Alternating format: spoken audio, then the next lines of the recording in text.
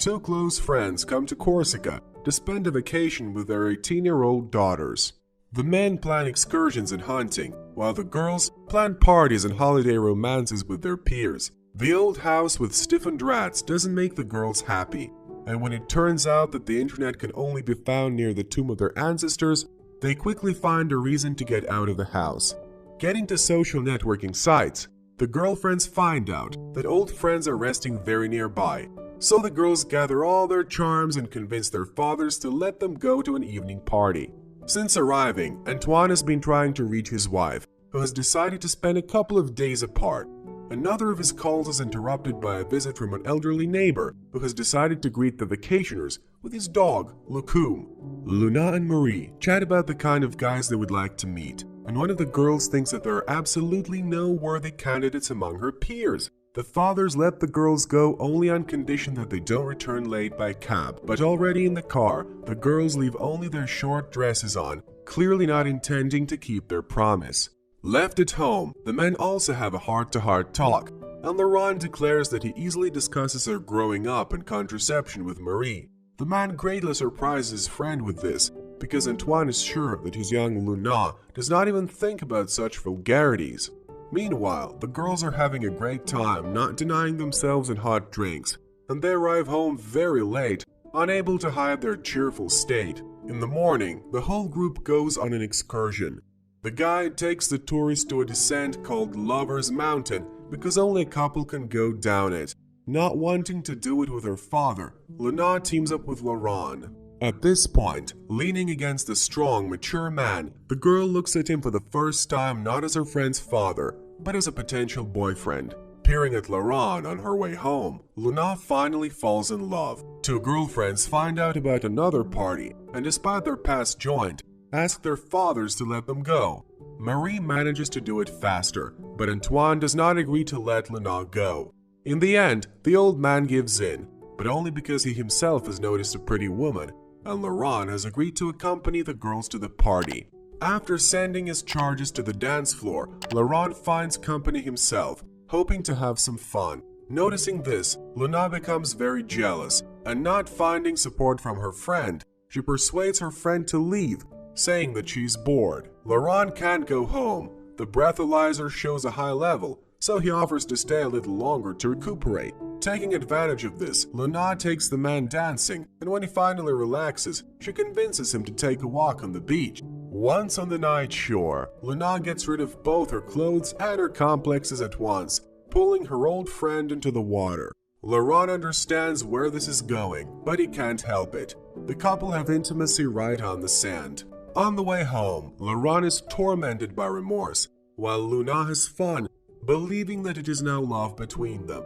Antoine notices a fence dug up by boars, and under the influence of hot liquor, the already temperamental man grabs a gun. When the delinquent couple arrive at the house and catch this picture, Laurent becomes uncomfortable, but Luna still continues to frolic, not realizing the seriousness of what has happened. Laurent begins the morning with a kiss from his girlfriend, but the man tries to stop her and explain that last night was a mistake. Not wanting to hear anything, Luna puts on the old man's underwear and goes out to the table like this, showing Marie her relationship with her father. The men leave for the store to get boar traps, and the friends try to talk, but Luna is hesitant to directly confess her crush to Marie. The company goes to the beach in full, and while Antoine is engrossed in reading the brochure, Marie observes her father's interactions with her friend. The girl's hunch is confirmed, which makes her terribly angry at both of them. Laurent demands that the teenager leave him alone, reminding him that he's 45 and no one will appreciate their connection, but the restless Luna continues to confess her love for the man. Antoine finally gets through to his wife and learns that she's not going to fly to Corsica, having decided to spend the entire vacation separately. Taking advantage of this, Luna goes to Laurent's bedroom and climbs into bed with him, promising to scream if he won't let her stay. Waking up in the morning, the man asks the clingy woman to go to his place, and when she agrees, her running over is noticed by her friend. Marie doesn't want to talk to her girlfriend, thinking both her and her father are insane. Crazy, the girl goes to sleep in the living room, where her anger also hits the unaware Antoine. The old man asks his friend to deal with the girl, rejoicing that he has raised his own with dignity. While preparing breakfast, Antoine discusses with Luna her conversations with her mother and learns that her wife has not come because she has already filed for divorce. Overhearing part of the conversation, Laurent thinks it is about him and almost gives away his secret. Luna lures her maid away again, this time for a ride in a scooter. Enraged, he puts on a real ride, hoping to scare the girl off. Noticing Marie's mood, Antoine tries to talk to her, but the girl does not give away the traitors. She waits until evening, and when the whole company gathers together, and Luna pesters Laurent again, Marie recalls her father's affair and suggests inviting her partner here, which pisses off her friend. At the right moment, Luna pounces on her lover, but this time it doesn't choose his words and sharply suppresses the attempts, putting the girl in her place. Out of anguish, Luna comes to her father and tells him of her unrequited love, admitting that the man who broke her heart is older, but without naming him. Determined to deal with the bastard, the old man asks his friend to help him track down the bastard. For this purpose, he even sends Luna and Laurent to a restaurant, hoping that the friend will manage to get the information.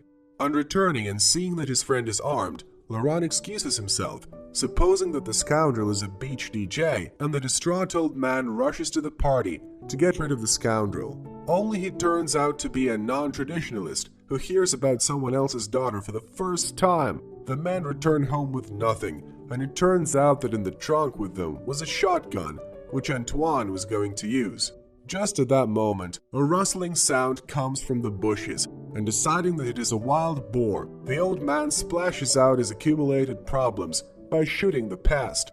As they get closer, the friends see Lucum, who just wanted to take a walk before going to bed. The dog's owner seeks out the pet and runs into a neighbor's house. After speaking for the boars, he suggests that the men join in a pest hunt. Taking their guns, the men disperse into the woods, but Laurent, unable to help himself, confesses to his friend that he's the bad guy, and this provokes a serious scuffle between the friends. The girls, on the other hand, manage to talk and make up, after which they leave for a party. Back at the house, Laurent packs his things to leave as soon as Marie returns. The man has to sleep right in the suitcase, as the girls do not arrive until the morning, having finally clarified their relationship. Noticing the marks on their father's faces, they realize that there has been a conversation between the men, and Luna is much relieved that there are no secrets between her loved ones now.